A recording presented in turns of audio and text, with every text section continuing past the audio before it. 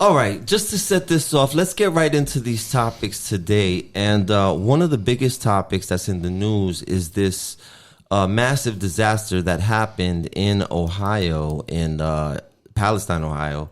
And we're going to talk a little bit about that. I mean, it's all over the place. We're seeing, poisoned air, poisoned water, explosions, just tons of drama. So let's start from the top. Just a little bit of background.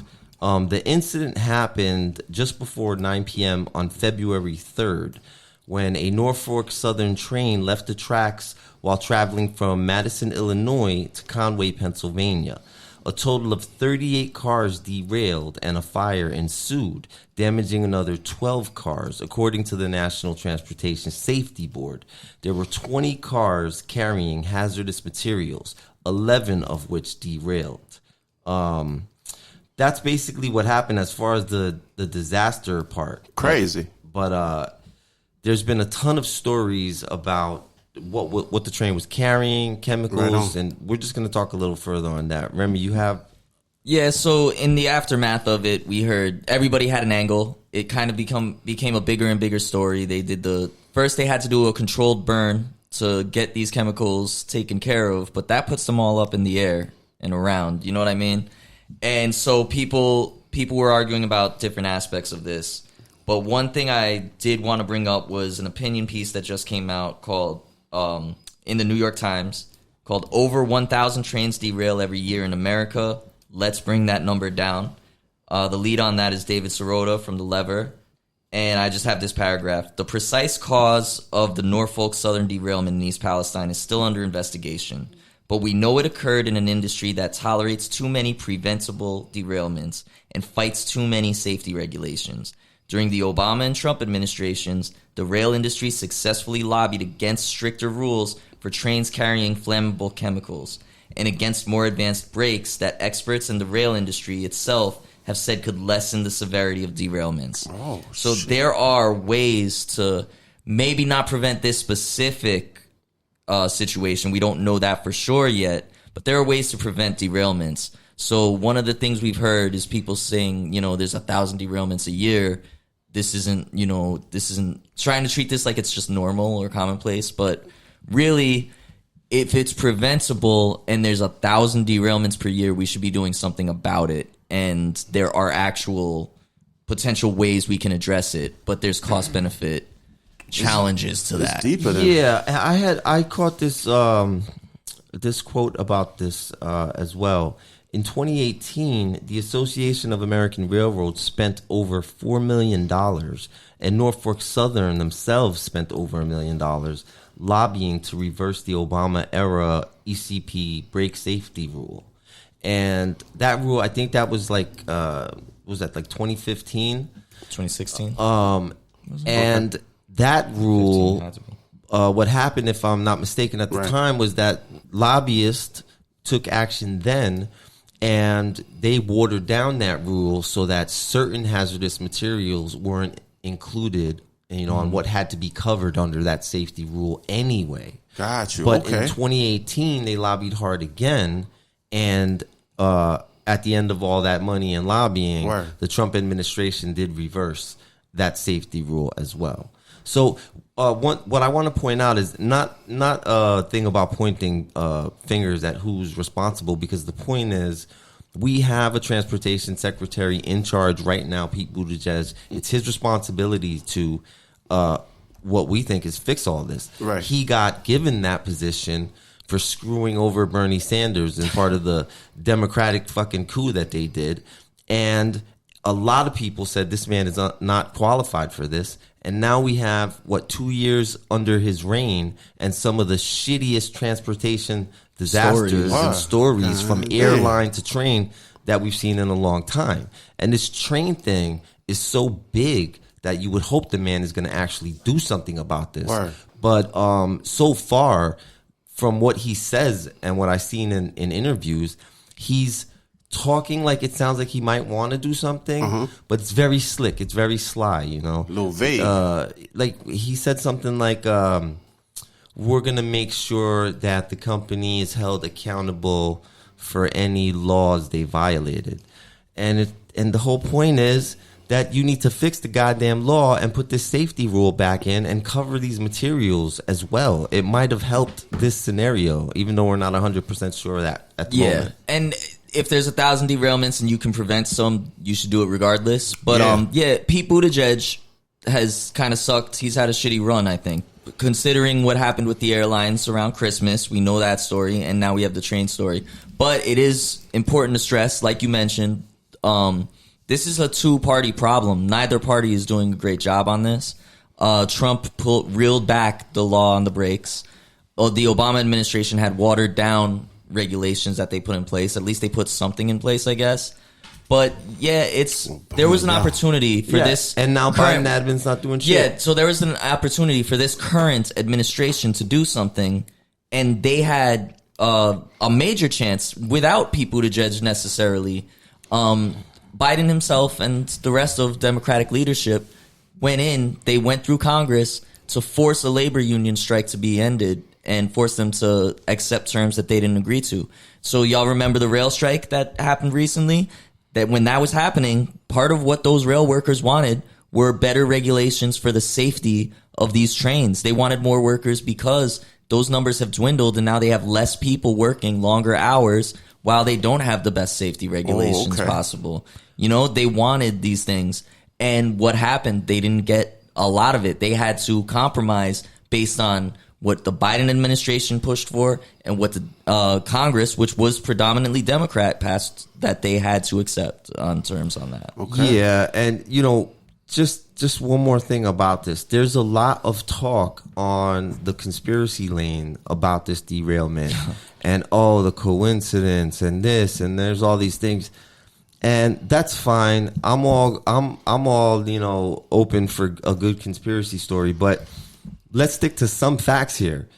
They have been sounding the alarm about this problem for a very long time. So this isn't a surprise. Mm-hmm. Pete Buttigieg himself, I don't know if he thought he was making a good statement, decides to come out and say, this happens 1,000 times a year. Really? Whoa. 1,000 times a year? We risk, disasters of this level? It's just... It's amazing. And we've got bigger trains and more trains carrying hazardous materials it's an increasing amount at the time. So that's one thing. As far as the conspiracy thing, there is one conspiracy that bothers me is the whole white noise thing. So the movie White Noise on Netflix came out. It's about like a train derails and it shoots hazardous material into the air. Whoa. And people are like, whoa, that came out in 2022. This happens in 2023. Must be a conspiracy. But they probably based it on the other historical derailments that have happened because there was one in New Jersey that involved vinyl chloride, which is the same toxic chemical that was released, and it caused damage. There was also one in Quebec, which left 47 people dead. So there have been these derailments that have caused issues and have harmed people that would inspire a story like that. That's why the Obama administration looked into regulations in the first place. That's why we know about potential solutions, because this is a problem that people did foresee that problems like this would happen. Yeah. It's very predictable. So it's not a conspiracy. It's just that nobody did shit to prevent it, even though they knew about it. Also, just specifically for that white noise conspiracy, the movie White Noise was created off of a book, a novel that was written in 1985. So I don't know how that would tie into the conspiracy of this derailment today. They've been plotting. But exactly. I don't even I just like to call it noise because I don't see color. You know what I'm saying?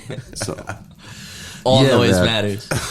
But seriously, man, just on this, I can't just overstate enough that people who live in that area. I mean, you see the pictures. There is a goddamn black cloud that looks like a thunder cloud over, that's that area, or at least was, right after this happened. Word. And they show one lady, the reporters coming out, they're talking about, hey, reports are saying the water is fine. And she tosses a rock into the pond. Wow. And you just see just oily kind of material and ooze in the water just pop up everywhere. So it's just really obvious and it's really messed up. And these people have now lost their homes. They've lost that area. We don't know what kind of environmental damage is done. Hopefully none permanent. Or now at this point, I guess it's just a matter of how long for the recovery. And also, you know, for the water issues, hopefully the water isn't poisoned so bad and it's not leading into other areas where it could be worse. Yeah, that's one other image. I recall seeing some people have sent pictures of like dead fish in bodies of water. So the problem is we're in the internet age where trolls and bullshit artists are constantly exaggerating, spreading things. But there's so much coming out of that area from people saying they live there and they're, you know, going through things with their pets acting sick or potentially dying, small creatures. The fish thing. And then there was one caller into the Majority Report said that they were going around looking in basements, checking basements out in hazmat suits because these are heavy gases. So if they were trapped in the basement, potentially you could go in your cellar and get poisoned by these gases if it went that way. Yeah. So they have to look out for a lot of craziness. I would not be comfortable moving back onto that area. And I wouldn't be comfortable if I lived miles away. So one tip that I heard them mention is people should go to their general practitioner and have a record of how healthy they are now, because potentially you won't know that something went wrong until 10 years down the line there's something. You know what I mean? Yeah, it's fucked up. And yeah, it's messed up that even has to be a recommendation, you know? Yep, it's foul. And for one other thing to add, because there's a lot of people, you know, like I am upset with the performance of Pete Buttigieg and just the effort by the Biden administration, you know, with this as a whole, because, you know, they forced that strike to stop. That strike that was begging for help in areas. They could have backed the workers instead of the railroad industry. So I'm upset at that. But also, let's acknowledge that is a Republican governor there. And that governor could have declared a state of emergency immediately, and he didn't want to. And the recommendations that he followed on how to handle that situation they came from Norfolk. So, you know, I don't know.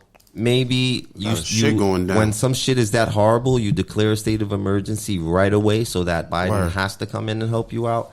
But, you know. And we should also mention that as much as these railroads have lobbied to reduce these protections so that they could save money not having to implement them, they've been spending a lot of money on stock buybacks. I don't have the figure. I don't have the detailed story in front of me, but I know the figure I saw was $200 billion in stock buybacks, which I wish I had more on that so that I could give you a real, but you could start there if you want to look into it. First of all, the stock buyback that's actually allowed is obnoxious. Crazy. But for companies like that, you know, the money that they're allowed to blow on stock buybacks, if you add on the millions you're spending in lobbying, maybe you can afford the goddamn updated brake system. Right. You can afford a week of sick leave for your employees. Yeah. Well, I don't know. At the same time as those $200 billion in stock buybacks, that's the thing I saw. They reduced their workforce by nearly 30%. I believe the number I saw was the all-time high for rail workers was 1 million. Right now we're down to 200,000. So they're really cutting down on the workforce, and it seems like maybe they could use that the extra help to get some of this stuff taken care of. Yeah, man. That's a problem. Crazy. You heard it here. We're talking about it, man. Live and direct.